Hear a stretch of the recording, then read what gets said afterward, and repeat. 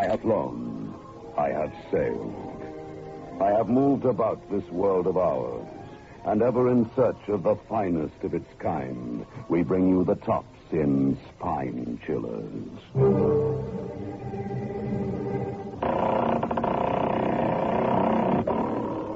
The creaking door.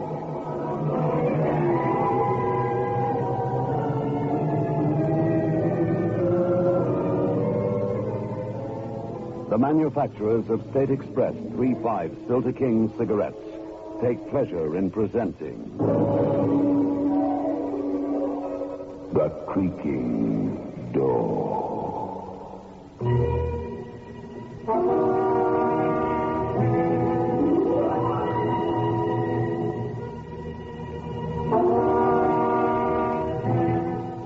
Good evening, friends of The Creaking Door.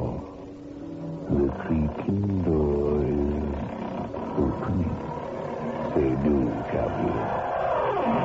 It won't take long. Your visit.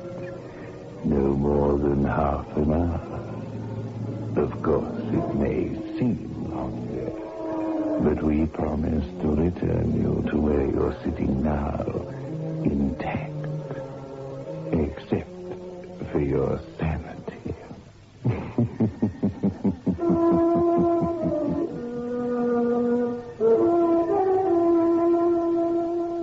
Get 3.5s. Get the taste.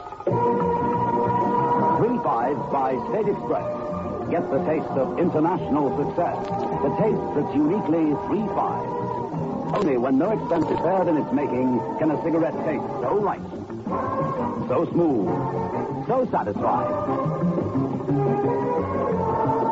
3.5s. Get the taste. The taste that State Express created for you.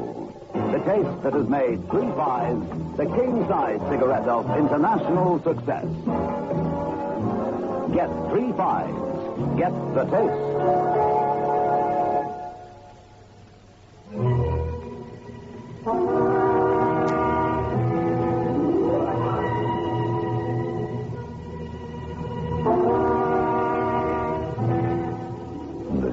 Battles forward over the rough coastal road against the elements of wind and rain. Shivering slightly, Sally Nibble snuggles closer against her husband, as if seeking protection from the malignant forces of nature. Oh, it's all so frightening. Depends on the way you look at it. Some would regard those trees with their branches bending against the wind and the rain as a scene filled with dramatic grandeur. Oh, John, you're not writing one of your books now. I'm cold and I'm wet and I'm hungry. What a way to treat one's wife. Oh, I'm sorry, my sweet. The coast road looks so attractive on the map. John, I'm frightened.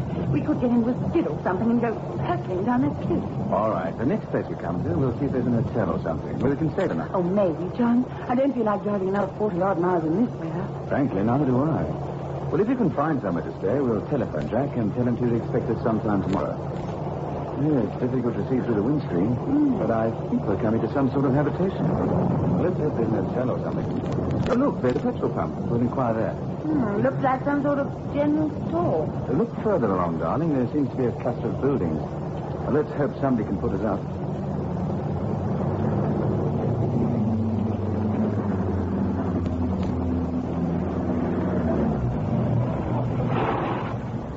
There's no need to get out of the car, darling. Just stand the hooter. No point in both of you getting left. The place looks deserted. Must be somebody there. Oh, there's someone now.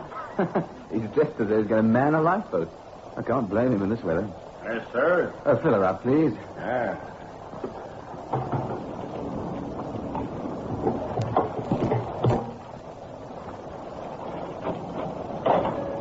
I've been pretty wild today.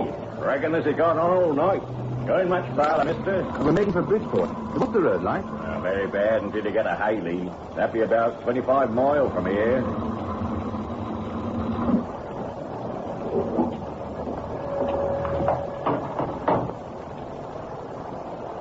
You be wanting anything else? Oh, no, thank you. Yeah, I think that's right. That be just right. Thank you. I say, my wife and I are not keen to drive all that distance in this weather. Is there any accommodation in the village? Village? You'd hardly call this place a village. Ain't no hotel or anything, just Mugridge Arms, and that's a pub. Oh, well, how far is the nearest hotel? Until you get to Coomley, 19 mile away. Oh, no. Well, isn't there anywhere at all? Surely this is a holiday resort in the summer. Not really. Some folks come fishing and the like. Well, there's Cliff Edge. That be let fish like, but you wouldn't want to stay there. Oh, why? I'm sorry to keep you out in the rain, but... Don't worry about me. This sou'wester keeps me dry. I put you up myself, but we ain't got You no said more... there's a place called Cliff Edge? I take the sort of place I'd like to stay at. Not after what happened. What did happen? They found her, they did. Found her body on the rocks. They say she jumped out of a window. Who owns this furnished house? Joshua Mugridge. He's on his small holding, he does. You see it as you drive along the road, called Mugridge Farm, it be. It's just as you turn at the bend. You want to be careful at that bend in the road, only a few yards from the cliff edge. 200-foot drop it be. Thank you. We'll be careful. Well, now, mister, it ain't none of my business, but I'd drive on to Coomley if I were you. No good testing the spirits now, is it? I suppose not. Well, thank you. Good night. Good night, you both. Good night. Hope you get fixed up all right. Oh, quite a character. If I put him in one of my books, I'd be accused of overwriting. What did he mean when he said no good things in the Oh, you know what these country folk in remote areas are like. I doubt if they see any strangers from 1 month to another. Oh, darling, you're going too far. Hardly see a thing. There's a sign saying dangerous things. Careful, darling. I'll be careful. They think we left our warm beds. Oh, there we are, darling. Look, Margaret's Farm, it says. We'll be in front of a nice roaring fire in no time.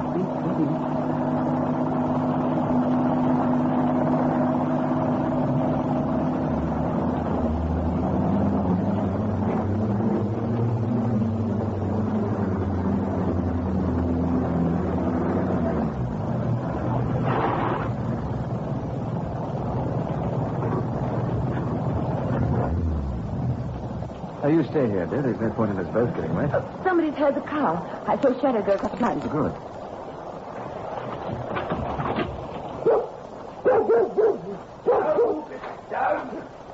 All right, boy. Rufus doesn't like strangers. Boys coming closer, you'd better stick your business. Well, they told us at the petrol pump that you might be able to give us accommodation for the night. Accommodation here?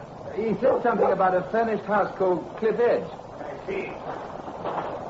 You've got someone with you in the car. Oh, yes, a young lady. Excuse me, most inhospitable. It's difficult to see in this rain. You stay where you are, and I'll get an umbrella. Work me up a minute.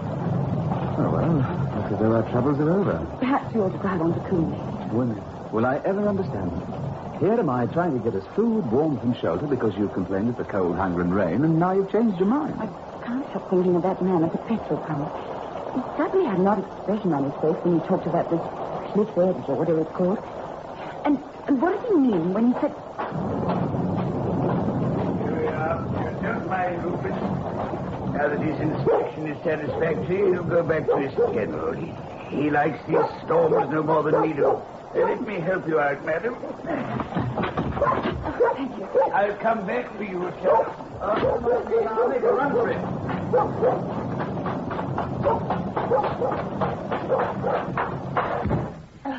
Through here. My parlor, I suppose you'd call it. If you'd both kindly be seated, I'll get you a little sustenance. Thank goodness. I thought I was never going to get out of that car. It's been raining consistently ever since we started out. Mind you, it's the time of year for rainstorms. I'm afraid I've very little to offer you. Cup of tea, glass of wine. Oh, well, if it's not imposing on you, I simply love a cuppa. Then tea it shall be. What about you, Mr. Neville, Don Neville. And this is my wife, Sally. You're Mr. Moggridge, I take it? That's right. Joshua Moggridge. Welcome to my humble home. As you can see, there's very little here. This shack and my few acres of vegetables. Different from the old days when my wife was alive. I'll go and get your tea. Oh, Mr. Moggridge, is that the kitchen through there? Couldn't I make the tea? Oh, it's very kind of you, but there's no electricity in these parts. Do you know how to use one of those newfangled gas cookers? Indeed I do. Oh, no, don't bother to get up. I'm sure I'll find everything, and you two can discuss terms. Charming young woman, Mr. Neville. Been married long? 6 years. Children?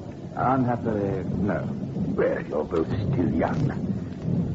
So you want to stay the night at Cliff Edge?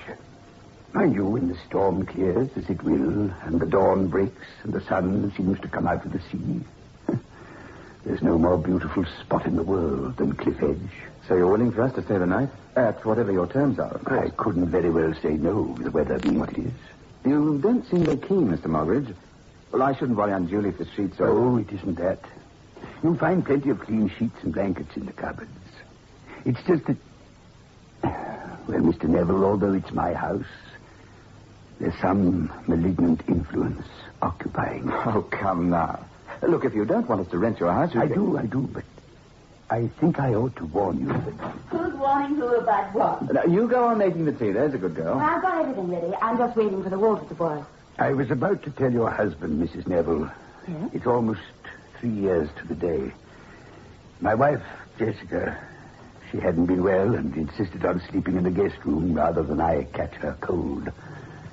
Ever since we moved into Cliff Edge, we'd heard strange noises, for which there was no reasonable explanation. I'll never forgive myself for allowing Jessica to sleep in the guest room. I woke up in the middle of the night.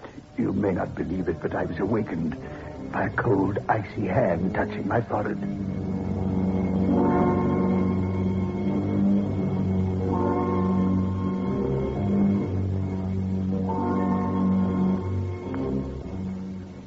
What was there? I must have been dreaming. No. Heaven preserve me. It can't be. Jessica. Oh, no.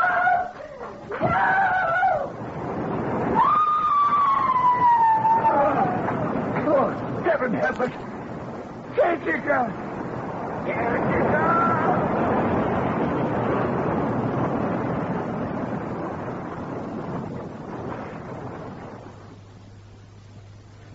I suppose you both regard me as just a superstitious old man, but when I summoned assistance and we got to my wife, she'd hurled herself from the bedroom French window to the rocks below. I tell you, when I got to my wife, her dear dead face was staring up at the moon. The horror, the expression of terror. Something had so frightened her. Sorry. Foolish coroner, because my wife was given to nightmares. They brought in a verdict of death by misadventure. Said she did it in her sleep. Oh, good. There's a kettle boiling. I'll make the tea. I'd rather you hadn't told that story. My wife is highly susceptible to suggestion when it comes to ghosts and things.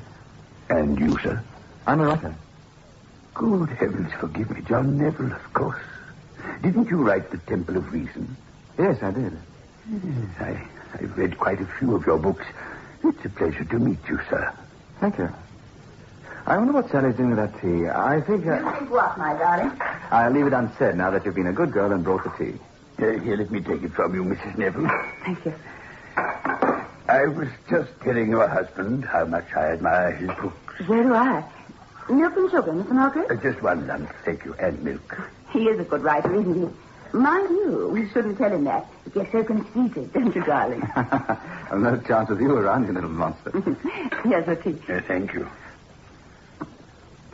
Ah, nectar of the gods. I think you'd better move on from here and not stay at Cliff Edge. Oh, dear. Just as I was beginning to feel snugly warm. Why do you say that, Mr. Margaret? My wife was not the only one who fled from some malignant force to her death.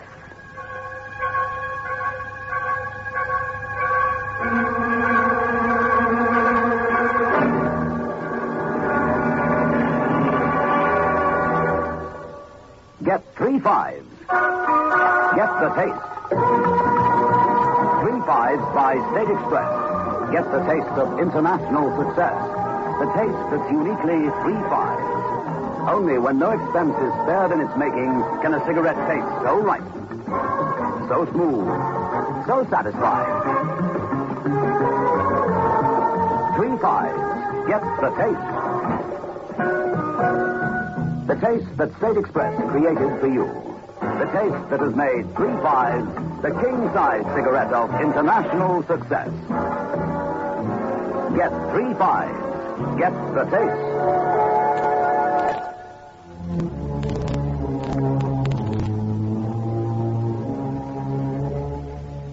Well. I wonder what Mr. and Mrs. Neville will do now. Will they dare to spend the night at Cliff Edge? I suppose they will, if the spirit moves them. You say there was another death? Unhappily, yes. Until the night of my wife's death, I too scorned what I used to regard as the superstitious nonsense of the uneducated. Yet nothing would have persuaded me to spend another night under that roof. I moved out of Cliff Edge and bought this small holding. As you see, I'm a man of modest means. Like yourself, a stranger inquired as to the possibility of obtaining accommodation in the district. I allowed a not unnatural sense of greed to get the better of my instincts. He rented Cliff Edge for a fortnight. After he'd been there 3 days, some children playing among the rocks found his mangled body. He'd obviously fallen from the same window. He, too, had a look of horror. Awful. Now, my dear, you understand my reluctance to offer you the shelter of Cliff Edge. What sort of shelter can it be that causes human beings to leap to their death? In your book, Mr. Neville, The Temple of Reason, your hero was a man who exposed a fake religious organization. But had you been through what I have experienced... Yeah, I've just noticed it. The rain has ceased. Then you're not required to stay at Cliff Edge. Oh, we'd like to very much. The roads will be in a shocking condition after all this rain. If you could tell us where we could buy some food... Oh, there are cooking facilities, I assume? Of course. Darling, don't think me acting like a silly schoolgirl, but I think I'd be too afraid. Oh, nonsense. I'll be there to protect you. Take my advice. However bad the condition of the road, it would be preferable to staying at Cliff Edge. Let me be honest with you. Were the roads tarmac all the way to my brother's house, were the sun shining and my wife and I had not driven so many miles, I would still relish the thought of staying at Cliff Edge. Oh, darling, don't be silly. It's the rustle in him, Mr. Margaret. I think I understand your husband's attitude very well indeed. Shall we go? Will there be room for me in your car? Plenty.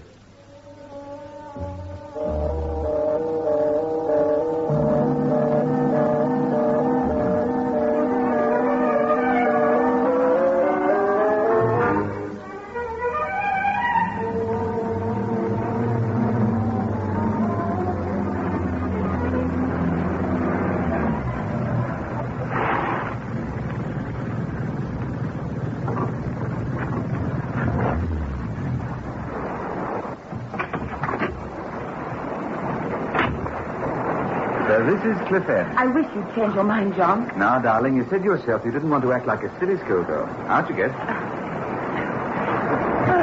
The rain has stopped. Everything's still a bit dark and bleak and desolate. That's because there's still heavy clouds about and the evening shadows are beginning to fall. Things will look much more cheerful when we've got a fire going and the lights are on. There's so much rust on the lock. It's difficult to open. That's got it. There you are. Oh, thank you. And thank you for letting us have the bacon and the eggs and the milk. You'll find tea and sugar in the canister. Oh, dash it, I forgot to phone Jack. Oh, there's no telephone here, I'm afraid. The nearest telephone is at the Mogridge Arms, about 2 miles on the road. My family owned all this land at one time. It was a rather reckless grandfather who more or less impoverished us all with his gambling. I know what I'll do, dear. Mm-hmm. As soon as you're snugly in bed, I'll go over to the Arms, telephone Jack, and fraternize with the locals. Ever the writer, eh, Mr. Neville? Yes, Mr. Mogridge. A really professional writer never ceases to be anything else. Everything he sees and hears and does is stored away in his subconscious for future use. Oh, there he goes again, Mr. Mogridge, being all literary. If you don't mind, I'll leave you on the doorstep. I took a vow after my wife's death that I would never set foot in this place again, and I never will. Perfectly understandable. Well, I'll call in and see you tomorrow morning to settle up. Or would you rather... No. Tomorrow morning will do. You're still determined. I can't dissuade you. Good night, Mr. Moggridge. Good night to you. Oh, so musty in here. Well, of course it is. It's been shut up for so long. It's warm enough to open the windows, so let's let some sanity and air into the place. Come on, love. In we go.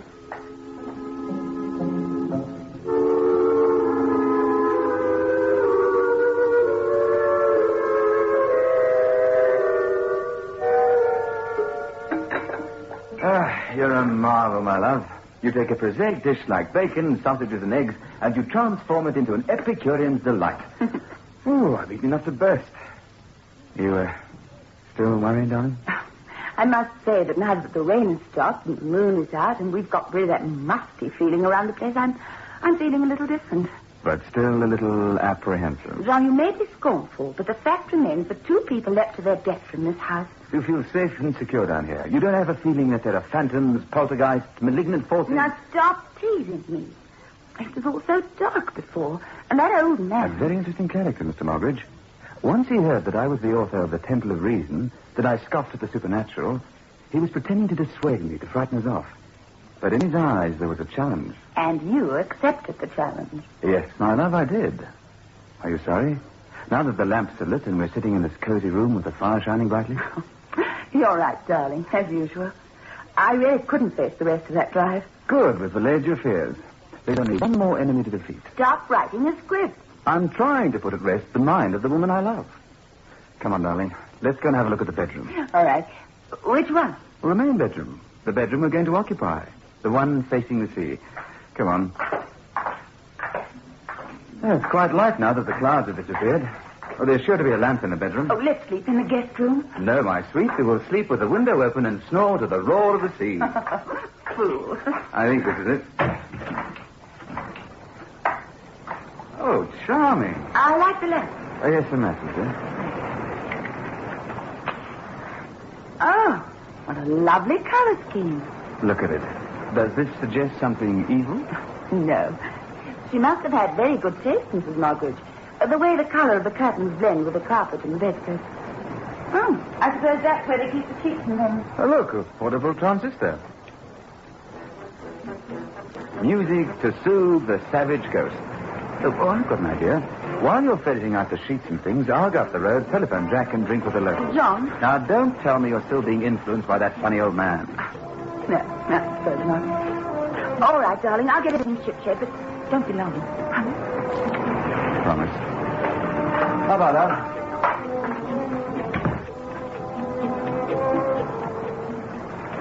You have been listening to The Benny Morris Show.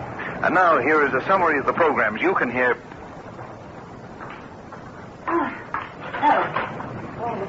Now, I wonder where the blankets are. John?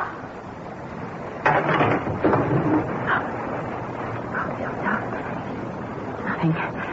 Oh, where's John? We should come back. Don't be a fool. Could be a stray cat.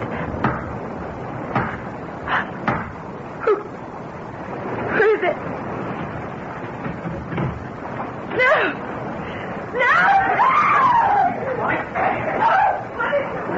All right, darling, everything's all right. It's not a ghost. It's Joshua Moggridge. She's off it. Now, don't move or I'll kill you as you killed your wife. It was only a joke. I was only playing a trick. I wasn't going to do any harm. Chloroform, I can smell chloroform. Yes, dear. He'd have tried to paralyze you with fear and then chloroform you. Keep still, you or I'll break your arm. And then he'd have thrown your body through that window, and the sea would have washed all traces of chloroform away. You don't understand. I only wanted to frighten you. You don't understand. You don't understand. Stop him!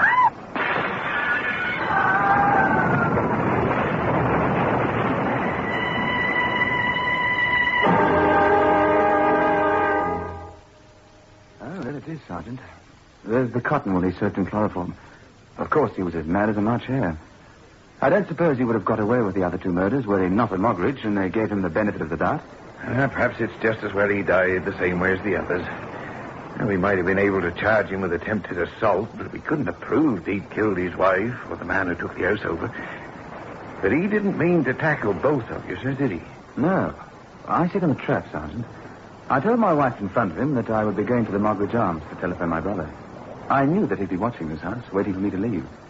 All I did was to walk down the road, nip behind a hedge, and came back into the house through the kitchen door. From then on, I watched every move. I'm sorry I let you get such a fright, darling. Well, sir, I'll get back to Coolby. I never was satisfied with the verdict of the inquest on Mrs. Moggridge or Mr. Burnside. What about you two? Will you stay here the night? Well, not us, Sergeant. We'll drive to Coombe, too. I wouldn't stay a night under this roof for all the tea in China. Why, I should think that would be my driver. Funny, no one here. Seagulls. At least I think that's what it is. Well, let's go before I go off my rocket, too.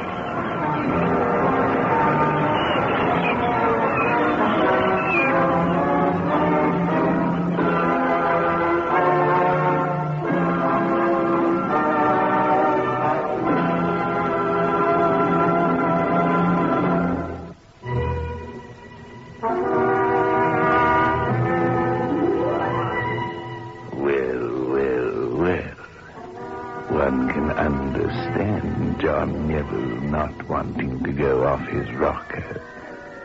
After all that he and his wife have been through, their only hope for a good night's rest is to rocker themselves to sleep.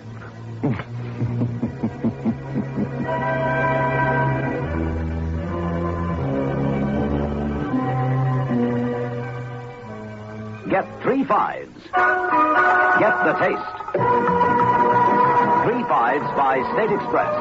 Get the taste of international success. The taste that's uniquely 3 fives. Only when no expense is spared in its making can a cigarette taste so right, so smooth, so satisfying. 3 fives. Get the taste. The taste that State Express created for you. The taste that has made 3 fives the king-size cigarette of international success. Get 3 fives. Get the taste.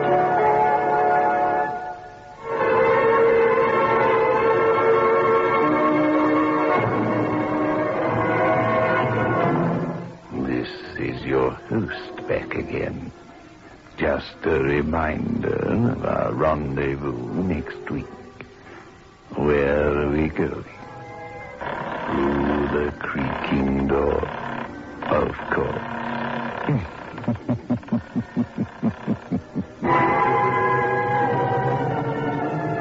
The manufacturers of State Express 3 fives Filter King cigarettes invite you to listen next Saturday at 9 o'clock when they will again present